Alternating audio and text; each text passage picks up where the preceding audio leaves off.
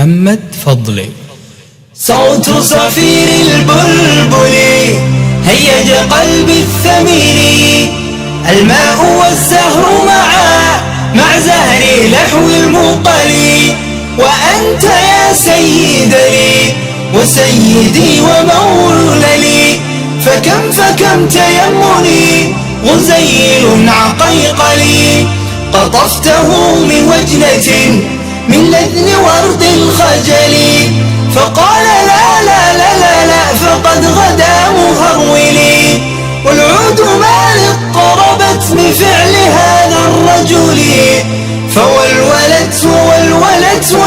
ولي ويللي، فقلت لا تولولي وبين اللؤلؤ لي، قالت له حين كذا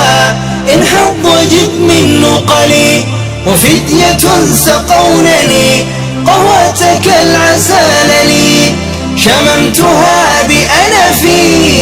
أزكى من القرنفل، في وسط بستان حلي بالزهر والسرور لي، والعود دندن لي والطبل طبطب لي، طبطب طبطب لي، وسقف سق لي، والرقص قد طاب إلي، شوى وشاهش على ورقص فرجلي، وغرد القمر يصيح ملال في مللي، ولو تراني راكبا على حمار نهزلي، يمشي على ثلاثة كمشية العرنجل، والناس ترجم جملي في سوق بل قلقلني، والكل كعكع خلفي ومن حويللي، لكن مشيت هاربا من خشية العقنقل، إلى لقاء الملك المعظم المبجل، يأمرني بخلعة حمراء كالدمدمل،